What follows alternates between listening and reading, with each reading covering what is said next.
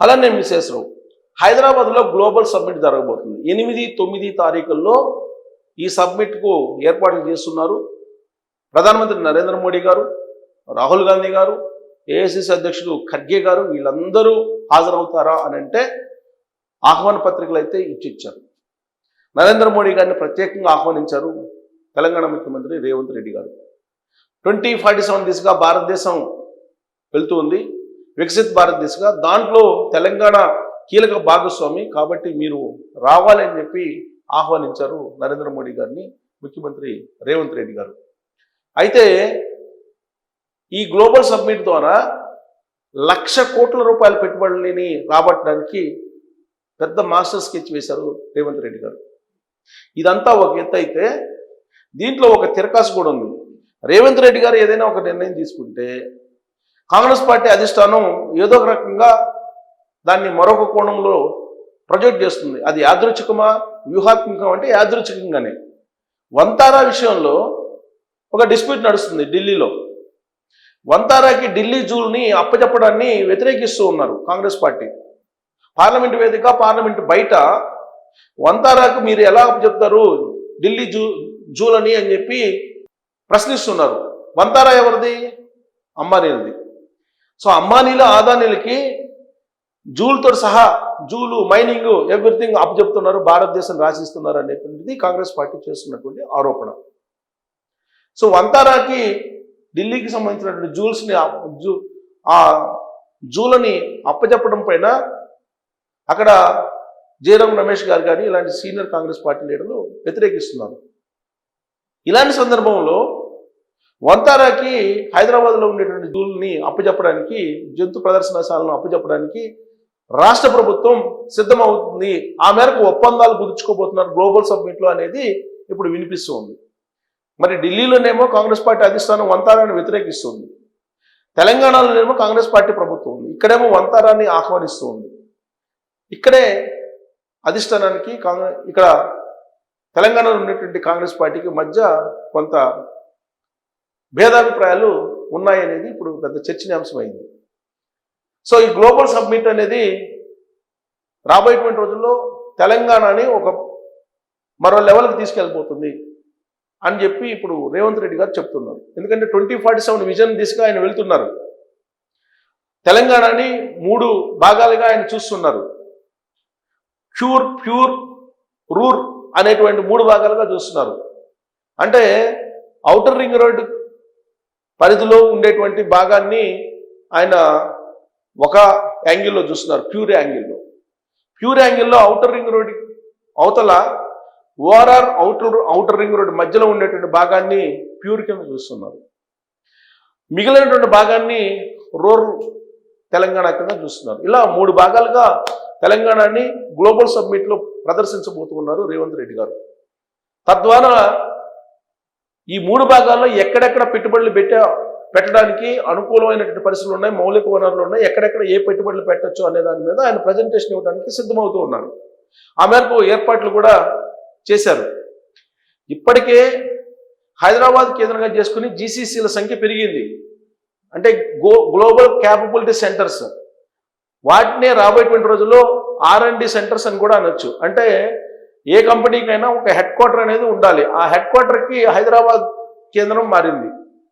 ఈ జీసీసీల వల్ల ఉపాధి అవకాశాలు పెద్దగా రావు అనేది, కేవలం అడ్మినిస్ట్రేషన్కి సంబంధించినటువంటి భవనాలు మాత్రం ఉంటాయి, కానీ ఎంప్లాయ్మెంట్ని క్రియేట్ చేసేటువంటి ఆఫీసులు ఇక్కడ ఉండవు అనేది ఒకటి వినిపిస్తుంది. 3 టైర్ సిటీస్కి వెళ్ళిపోతున్నాయి కంపెనీలు. ఆ 3 టైర్ సిటీస్లో అక్కడ ఎంప్లాయ్మెంట్ జనరేట్ అవుతుంది తప్పితే జీసీసీల ద్వారా ఎంప్లాయ్మెంట్ క్రియేట్ కాదని చెప్తున్నారు. కానీ హైదరాబాద్కి జీసీసీలే ఒక పెద్ద అసెట్. తెలంగాణ ప్రభుత్వానికి ఆదాయం రావడానికి జీసీసీలే పెద్ద అసెట్. కానీ ఎంప్లాయ్మెంట్ విషయంలో వస్తే మాత్రం జీసీసీలు అంత ఉపయోగపడవు అనేది నిపుణులు చెప్తున్నారు, ఆయా రంగాల్లో ఉండేటువంటి నిపుణులు.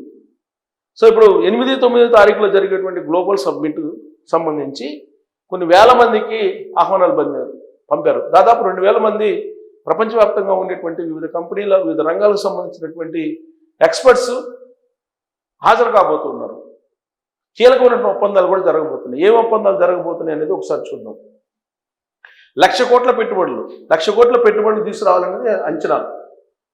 14 కంపెనీలు సిద్ధమయ్యాయి. 70,000 కోట్లతో టీసీఎస్ టీబీజీ డేటా కేంద్రాలు, 70,000 కోట్లతో టీసీఎస్ టీబీజీ డేటా కేంద్రాలు, హుందాయ్ కార్ల ఫ్యాక్టరీ, 25 బయోగ్యాస్ ప్లాంట్లు, ఫ్యూచర్ సిటీలో పెట్టుబడులకు పరిశ్రమల ఆసక్తి. తెలంగాణ రైజింగ్ సదస్సులో ప్రకటించనున్న CM Revanth. So rising Telangana పేరుతో గ్లోబల్ సమ్మిట్ నిర్వహిస్తూ ఉన్నారు. అక్కడ 1,00,000 కోట్లను సేకరించడానికి ఆయన సిద్ధమయ్యారు. ఇక్కడ రాష్ట్రంలో భారీ పెట్టుబడులు సలక్షణంగా రైజింగ్ అవుతున్నాయి. తెలంగాణ రైజింగ్ సదస్సు వేదిక ఏకంగా 1,00,000 కోట్లకు పైగా పెట్టుబడులు పెట్టేందుకు 14 కంపెనీలు ముందుకు వచ్చాయి. మరో 30కి పైగా ప్రాజెక్టులు ఏర్పాటుకు రంగం సిద్ధమవుతుంది. ఇక్కడ చూడండి, గుజరాత్ జామ్నగర్లో రిలయన్స్ గ్రూప్ అభివృద్ధి చేసిన వంతారా జూ మన ఫ్యూచర్ సిటీలోనే ఏర్పాటు కానుంది. ఇదే కరెక్ట్గా వివాదాస్పదమైన అంశం కాంగ్రెస్ పార్టీ అధిష్టానానికి, ఇక్కడున్నటువంటి కాంగ్రెస్కి.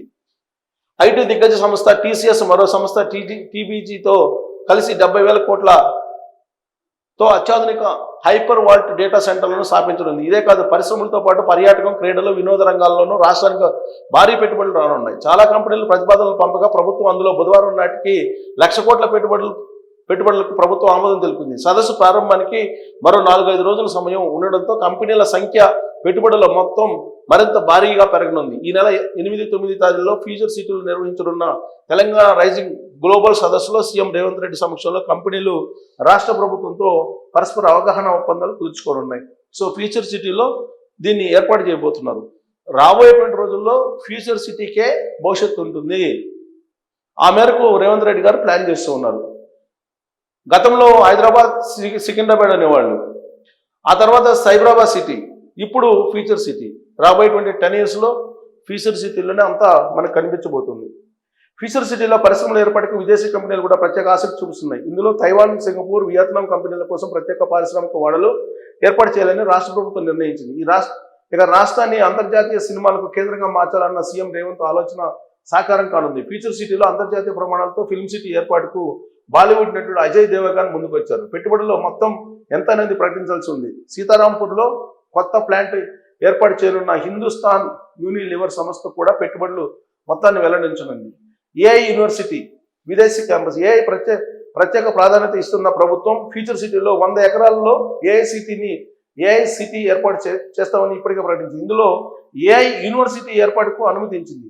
ప్రజ్ఞా ఏఐ సంస్థ Pragna AI research and innovation university ఏర్పాటు చేయనుంది. అలాగే లండన్ యూనివర్సిటీ తన ఆఫ్ షోర్ క్యాంపస్ను నగరంలో ఏర్పాటు చేయనుంది. ఇవే కాక మరెన్నో ఐటీ, పర్యాటకం, క్రీడలు, సినిమా, ఉన్నత విద్యారంగంలో పెట్టుబడులకు సంబంధించిన అనేక ఒప్పందాలు తెలంగాణ రైజింగ్ సదస్సులో కుదరబోతున్నాయి.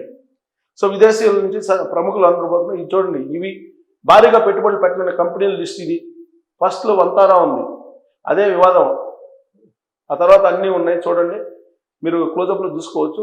అలాగే రాష్ట్ర ప్రభుత్వం ఇప్పటి వరకు ఆమోదించినటువంటి వాటిలో హైయెస్ట్ టీసీఎస్ఏ పెట్టుబడులు పెట్టబోతుంది. తెలంగాణ అనేది మరొక రాష్ట్రంతో పోటీ పడదు. తెలంగాణ కేవలం ప్రపంచంతో పోటీ పడుతుంది తప్పితే ఇంకో రాష్ట్రంతో పోటీ పడాల్సిన అవసరం లేదు. ఆ స్టేజ్ ఎప్పుడో దాటిపోయిందని చెప్పి రేవంత్ రెడ్డి గారు చెప్తున్నారు.